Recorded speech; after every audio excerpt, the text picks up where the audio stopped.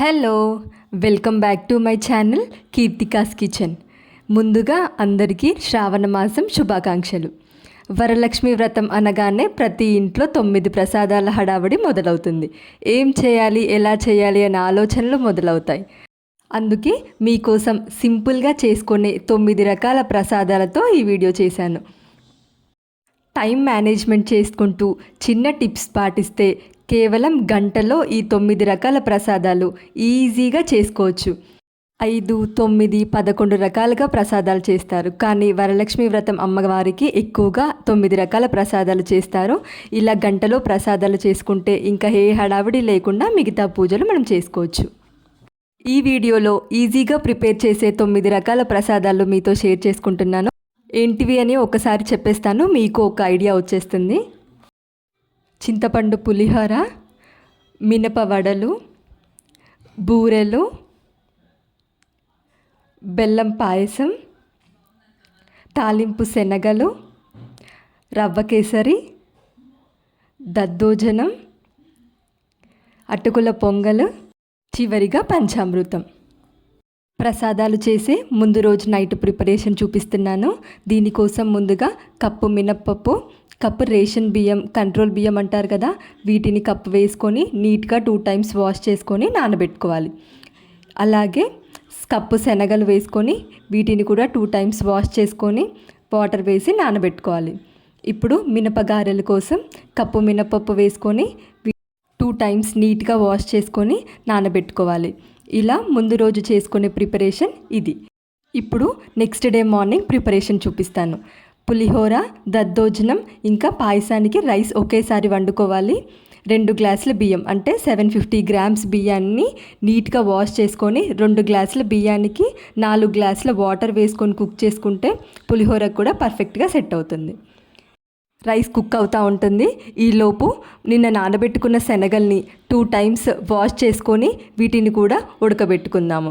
ఇవి 2 స్టవ్ మీద పెట్టేసి చింతపండు పులిహోర కోసం చింతపండుని కూడా ఒకసారి వాష్ చేసి నానబెట్టుకోవాలి. ఇంకా ఇప్పుడు నెక్స్ట్ ప్రిపరేషన్, నిన్న నైట్ నానబెట్టుకున్న మినపప్పుని ఒకసారి వాష్ చేసుకొని వీటిని కూడా గ్రైండ్ చేసుకోవాలి. మినపవడలకి నానబెట్టుకున్న మినపప్పు వాటర్ ఏమి యాడ్ చేయకుండా ఇలా గట్టిగా గ్రైండ్ చేసుకోవాలి.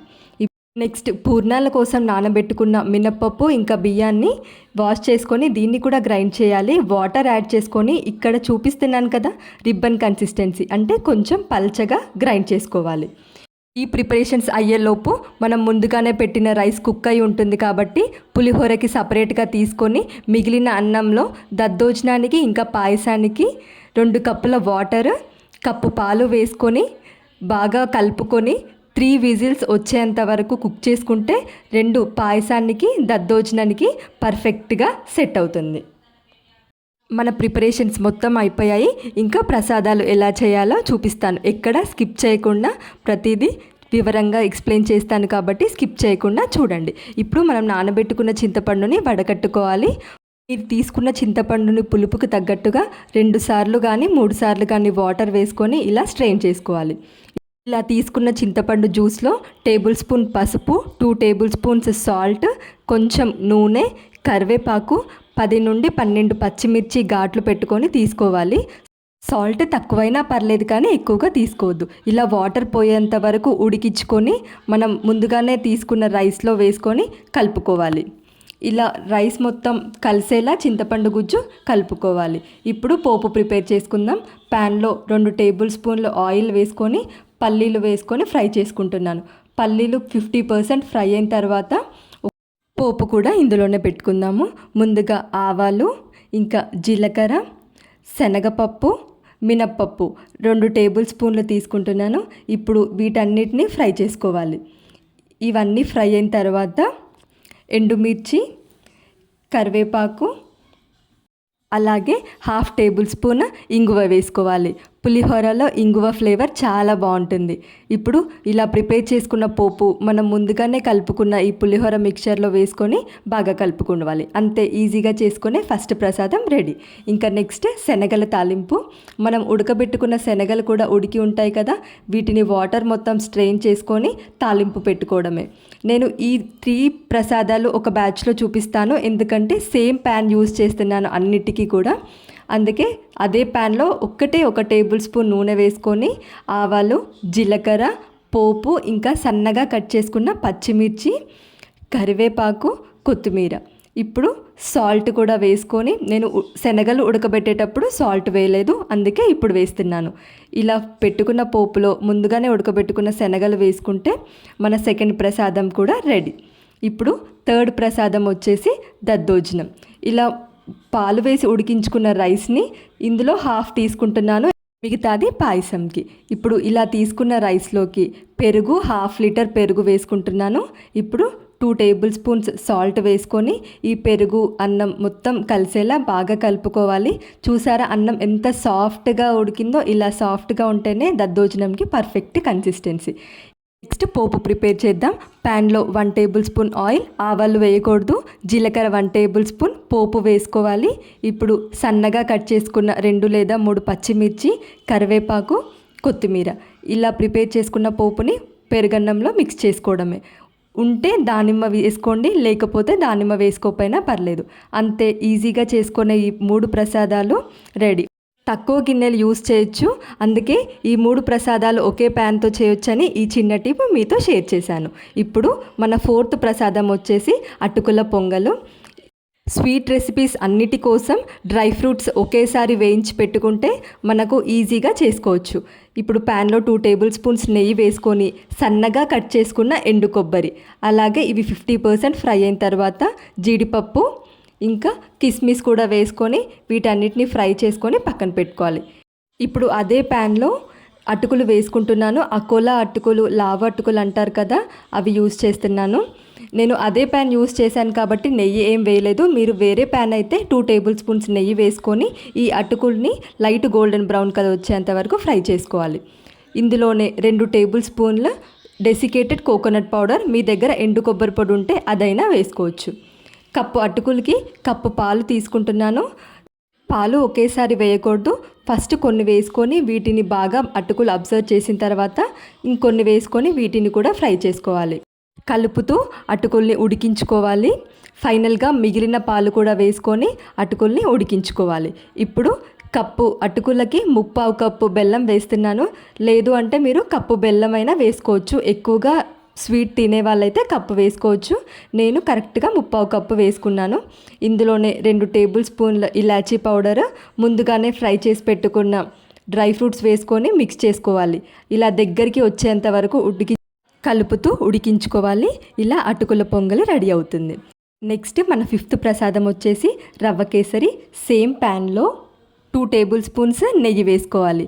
ఇప్పుడు ఇదే ప్యాన్లో కప్పు రవ్వ వేసుకోవాలి. నేను చూపిస్తున్నవన్నీ కప్పు మెజర్మెంట్స్లోనే చూపిస్తున్నాను. ఇలా వేయించుకున్న రవ్వని పక్కనే ప్లేట్లో తీసుకోవాలి. ఇప్పుడు కప్పు రవ్వకి కప్పు పాలు, కప్పు నీళ్లు వేసుకొని ఇలా పొంగు వచ్చిన తర్వాత ముందుగానే ఫ్రై చేసి పెట్టుకున్న రవ్వని కూడా యాడ్ చేసుకొని ఈ పాలలోనే రవ్వని మొత్తం ఉడికించుకోవాలి. స్వీట్ యాడ్ చేస్తే రవ్వ అనేది ఉడకదు, అందుకే రవ్వ కంప్లీట్గా కుక్ అయిన తర్వాతే మనము స్వీట్ యాడ్ చేసుకోవాలి.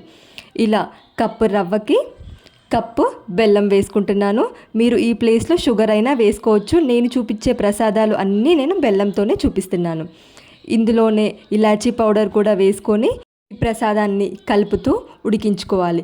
ఇందులోనే మనం వేయించి పెట్టుకున్న డ్రై ఫ్రూట్స్ కూడా యాడ్ చేసుకోవాలి.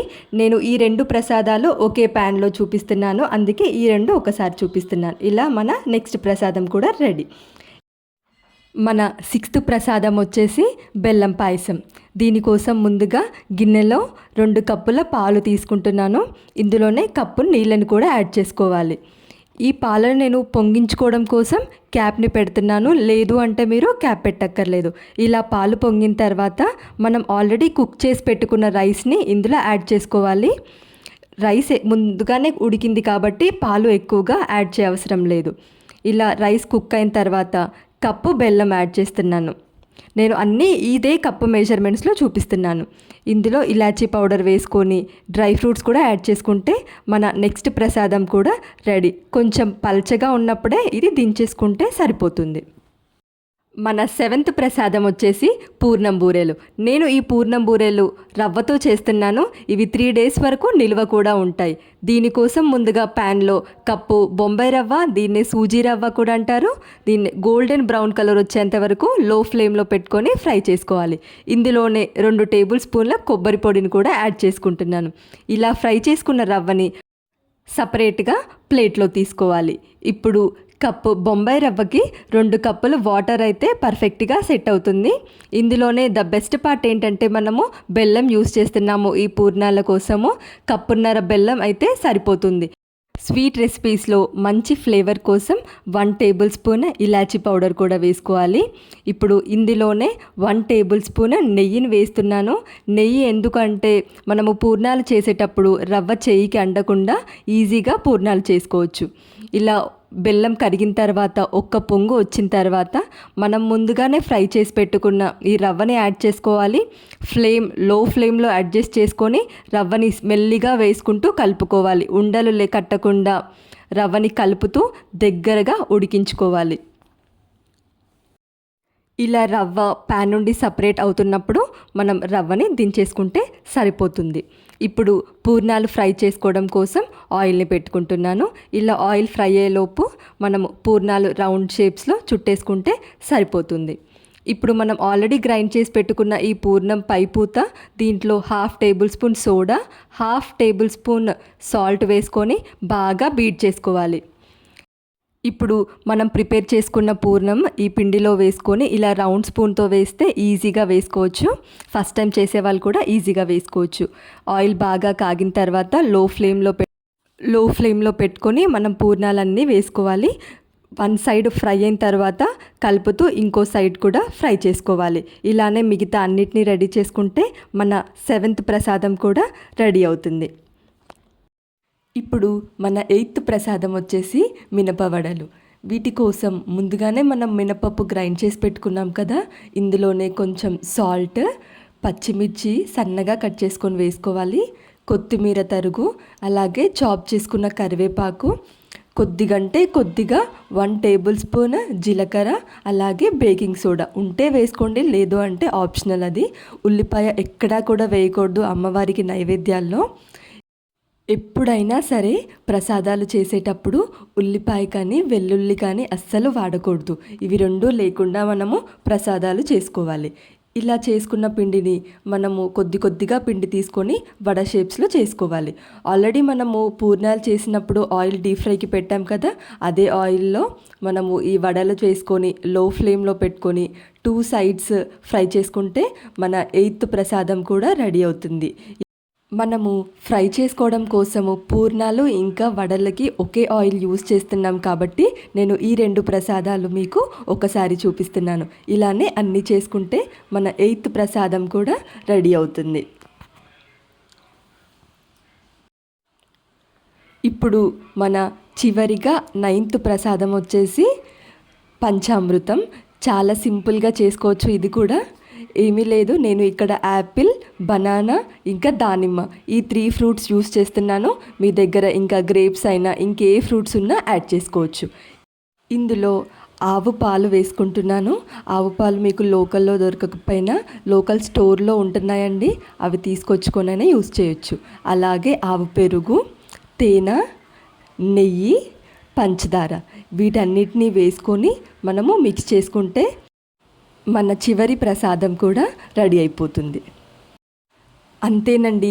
ఇలా చిన్నగా ప్లాన్ చేసుకుంటే 9 రకాల ప్రసాదాలు కూడా తక్కువ టైంలో తక్కువ వంట సామాన్లు యూస్ చేసి ఈజీగా చేసుకోవచ్చు. వీడియో మనందరికీ ఉపయోగపడుతుంది కాబట్టి ఫ్రెండ్స్కి ఇంకా ఫ్యామిలీ మెంబర్స్కి తప్పకుండా వీడియోని షేర్ చేయండి. వీడియో నచ్చితే లైక్ చేయండి. ఇలాంటి మరిన్ని ఇంట్రెస్టింగ్ రెసిపీస్ కోసం ఛానల్ని సబ్స్క్రైబ్ చేయండి. Thank you for watching.